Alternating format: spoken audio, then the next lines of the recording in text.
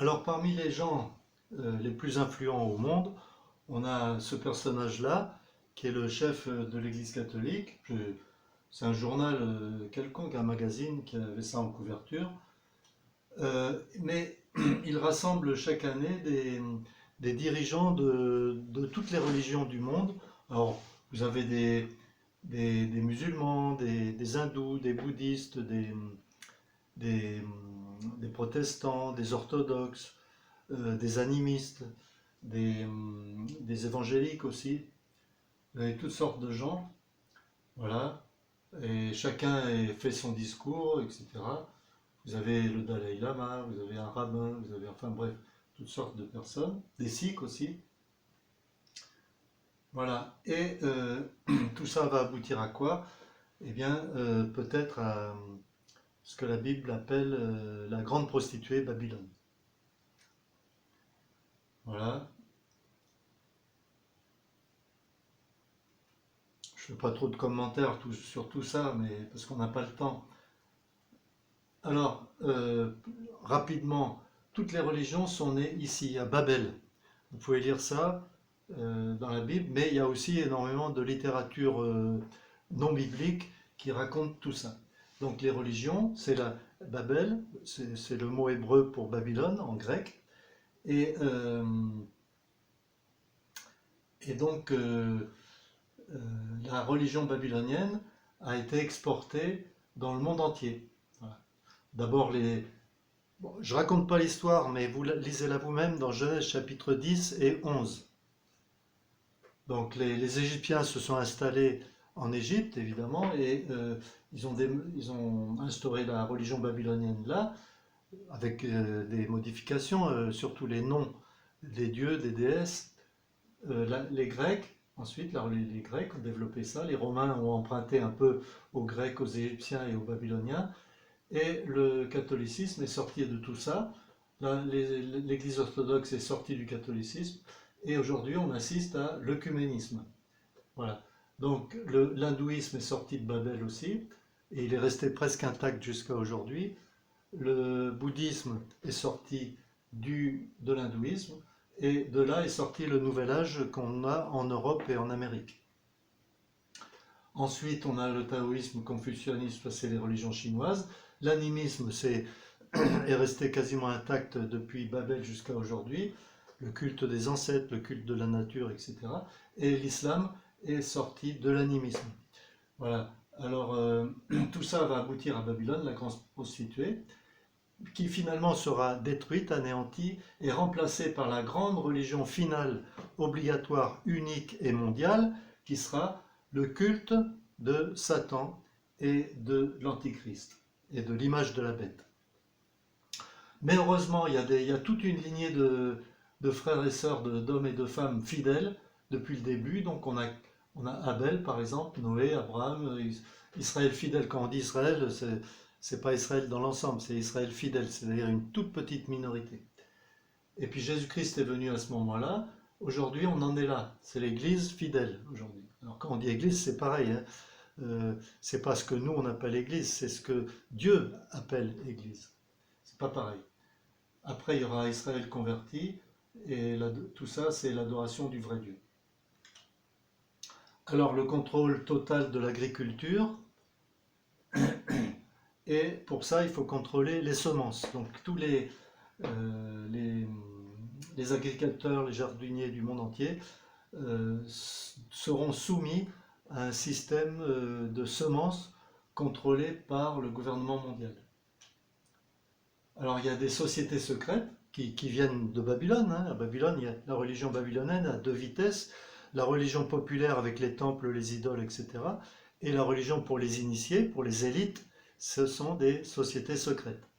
Alors aujourd'hui, on a par exemple Bilderberg, Trilatéral, CFR, franc-maçonnerie, Illuminati, etc. Ces gens-là sont persuadés d'être les seuls capables de bien gouverner le monde. Alors, voilà la déclaration des droits de l'homme. Vous pouvez vérifier tout ça. Hein. Et vous avez ici un ange. Enfin, disons une créature céleste, puisqu'il a des ailes. Et il montre avec son bâton un triangle ici avec un œil au milieu et un rayonnement de lumière tout autour. Eh bien ça, c'est le dieu justement des adeptes des sociétés secrètes. On le retrouve exactement le même ici sur les billets de 1 $. Voilà, il est ici agrandi, vous voyez, ici. Voilà, alors ça, c'est quand même assez stupéfiant. Et ici, il y a écrit Nouvel Ordre Mondial en latin, et ici, il y a écrit Nous réussirons. Alors nous, c'est qui? Nous réussirons quoi? Voilà, je vous laisse deviner. Voilà un livre qui est sorti, Jacques Attali, un juif de France. Demain, qui gouvernera le monde? Alors, voilà un texte, un psaume 49. Vers le séjour des ténèbres, ils s'avancent tous ensemble comme un troupeau de moutons que la mort mènerait paître. Voilà. Pour ça, il faut endoctriner les enfants. Alors, le meilleur moyen d'endoctriner les enfants, ben, c'est simple, c'est l'école. L'école contrôlée par l'État. Alors, vous avez des enfants qui jouent, qui sont souriants, qui sont créatifs, etc. Et quand ils sortent de l'école, ben, ils sont tous pareils, ils sont en uniforme et ils pensent tous pareil, les mêmes idées, les mêmes paroles, enfin ils sont bien endoctrinés. Pour les adultes, le meilleur moyen d'endoctrinement, c'est la télé. La télé, ça marche très bien depuis une cinquantaine d'années. C'est le meilleur média d'endoctrinement. Et il faut commencer tout jeune avec les bébés. Alors maintenant, on va voir si vous êtes soumis à l'endoctrinement de l'école et des médias. Si vous êtes d'accord avec l'une ou l'autre des déclarations ci-dessous, c'est que vous êtes plus ou moins influencé par les dogmes de la pensée unique. Qu'est-ce qu'un dogme? C'est quelque chose qu'on croit et qui est indiscutable. Si vous remettez en cause un dogme, vous êtes un hérétique. Donc, voilà quelques dogmes. La démocratie est le meilleur type de gouvernement. Les médias nous transmettent fidèlement et sans parti pris et de façon désintéressée les événements mondiaux. La mondialisation a du bon pour résoudre des problèmes planétaires tels que la pollution et le terrorisme. Et j'ajoute, aujourd'hui nous sommes dans une pandémie mondiale, il faudra qu'elle se règle de façon mondiale, par une solution mondiale. Il faut qu'un gouvernement mondial soit bientôt mis en place. L'univers est le produit du hasard. Nous sommes des animaux évolués. Donc ça, les enfants sont endoctrinés depuis tout petit. Voilà, attention aux médias. N'avalez pas tout cru ce que raconte la télé, les journaux et la radio, etc. Donc, toutes les religions sont bonnes, pourvu qu'on les pratique sincèrement. C'est le même Dieu qui est adoré dans toutes les religions. Chacun est libre de faire ce qu'il veut, pourvu que ça ne dérange pas autrui. Les Israéliens sont des colons et des oppresseurs. Israël est l'obstacle principal à la paix du monde. C'est après avoir réfléchi par eux-mêmes que la plupart des gens adoptent les croyances ci-dessus. Donc si vous croyez l'un ou l'autre de ces trucs-là, je vous invite vraiment à vous remettre en question et à découvrir la vérité, surtout en lisant la Bible. Voilà, donc on est amenés tous à penser pareil, à avoir les mêmes idées sur certains points, sur ces points-là que je viens d'énumérer. Le reste, chacun est libre de penser ce qu'il veut. Ensuite, il y a encore d'autres choses. L'avortement est bon pour la libération des femmes. L'euthanasie est acceptable pour le bien des souffrants. Il est normal que les jeunes aient plusieurs expériences sexuelles avant de s'engager dans une vie de couple. Le concubinage est plus pratique que le mariage, c'est plus simple pour se séparer. Les enfants de divorcés peuvent s'en tirer sans dommage. L'homosexualité est un choix de vie parmi d'autres. Voilà, on est endoctriné. Alors, il y a quelques années, enfin depuis quelques années, ça va être bientôt fini, mais on avait le système d'identification des produits commerciaux par le code barre. Alors vous avez sûrement remarqué qu'il y a 3 doubles barres fines qui dépassent les autres et où il n'y a pas de chiffre en dessous. Et on peut identifier le chiffre par les autres codes barres les mêmes, et en dessous c'est le 6. Donc ce qui manque en fait, c'est 3 6, 1 6, 2 6, 3 6. Alors, ici c'est dans la Drôme, les enfants payent la cantine avec la main droite. Tout ça c'est la préparation au nouveau système de paiement et à l'argent virtuel. On fabrique des micro-puces, mais maintenant, les entreprises travaillent à la miniaturisation, d'une part, et à l'augmentation de la mémoire, d'autre part. Donc, on ne travaille plus en micro-puces, mais en nano-puces. Et le système d'identification des produits commerciaux, maintenant, c'est plutôt le RFID. C'est un truc comme ça que vous pouvez trouver sur les vêtements, etc. Alors, les nations tombent dans quoi? Dans la fosse qu'elles ont faite et leurs pieds se prennent au filet qu'elles ont caché. Donc, les nations ont caché un filet et le mot filet en anglais c'est net. Donc, Internet veut dire le filet caché, caché ou enterré. Effectivement, il y a tout un réseau de câbles qui relie toutes les villes du monde sous terre, un réseau de câbles en fibre optique. Vous prenez une fibre optique, et bien vous allez être stupéfait, ça ressemble étonnamment à un fil de soie d'une araignée. C'est pour ça qu'on appelle ce réseau, le réseau mondial Internet, le web. Le web, c'est la toile d'araignée. Eh bien, la Terre entière est enveloppée dans une toile d'araignée. Alors, qui est l'araignée? Qui sont les mouches qui sont prises dedans? Je vous laisse trouver. Voilà, ça c'est le psaume 9. Il faut commencer tout jeune. Alors c'est pour ça que les parents donnent pour jouer, que leurs enfants soient tranquilles, les bébés, une tablette ou un smartphone pour qu'ils s'amusent avec. Alors un réseau extrêmement complexe donc, et on a ces trois lettres, World Wide Web, qui veut dire, c'est donc un réseau mondial, et qui commence par W, 3 fois W, comme ceci. Or, le W, dans l'alphabet hébreu, vous voyez, c'est le chiffre 6, parce que dans l'alphabet hébreu ou grec ou latin, il n'y a pas de chiffres, les chiffres sont des lettres. Et bien voilà, c'est donc le 6. Alors, 3 fois W, c'est, chaque fois que vous le tapez sur votre ordinateur, c'est 666. Alors, bon, je ne suis pas dans la théorie du complot, mais si c'est une coïncidence, bon, c'en est une, mais elle est vraiment, vraiment forte. Alors, il y a une compagnie qui s'appelle OneWeb Company qui a le projet de... Son désir, c'est que tous les habitants de la Terre soient connectés à Internet. Alors, il y a des endroits où il n'y a pas de réseau de connexion. Eh bien, par exemple, au milieu d'un océan ou au milieu du Sahara. Alors voilà, eh bien, un réseau de satellites qui va couvrir toute la Terre. Comme ça, voilà.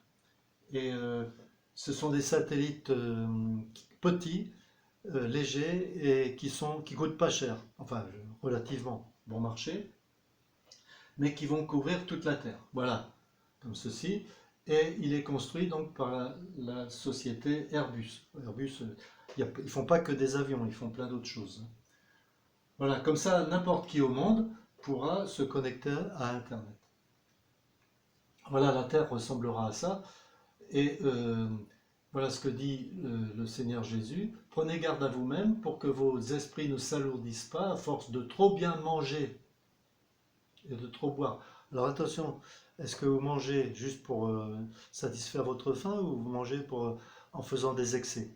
Même chose pour la boisson. Alors tout ça, ça nous alourdit, pas le corps seulement, mais le cœur aussi. De trop boire et de vous tracasser pour les choses de la vie. Est-ce que vous vous tracassez pour les choses de la vie? Est-ce que vous vous inquiétez pour ce que vous allez manger demain, faire demain, etc. Est-ce que vous avez des soucis? Si vous avez des soucis, la Bible dit, déchargez-vous sur lui, Dieu, de tous vos soucis et il prendra lui-même soin de vous. Voilà. Alors, sinon ce grand jour vous surprendra tout à coup, car il s'abattra comme un filet. Encore, on retrouve encore le filet. Un filet, en fait, c'est un piège pour attraper des poissons, par exemple. Voilà. Comme un filet sur tous les habitants de la Terre. Voilà. Et donc, aujourd'hui, on assiste à une nouvelle dépendance, qui est la dépendance au smartphone. Alors, la plupart des jeunes, les vieux pas encore, mais ça viendra, mais la plupart des jeunes sont dépendants de ça. Il faut qu'ils consultent leur smartphone. Ils l'ont toujours sur eux et il faut le consulter n'importe quel moment de la journée. Bientôt, nous avons la 4G aujourd'hui, mais bientôt nous aurons la 5G. Et c'est un système de réseau mondial pour se connecter à Internet et pour avoir une bande passante très large et très rapide pour pouvoir, vous voyez, 2, 1, 2, 3, 4, on en est là bientôt. Et pour pouvoir regarder des films sans problème, et surtout pour avoir les images en 3D.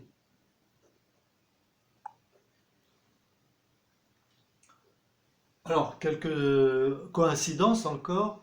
Le président de la France a été élu à 66,06% de voix, mais le jour même, les journalistes ont arrondi à 66,10%.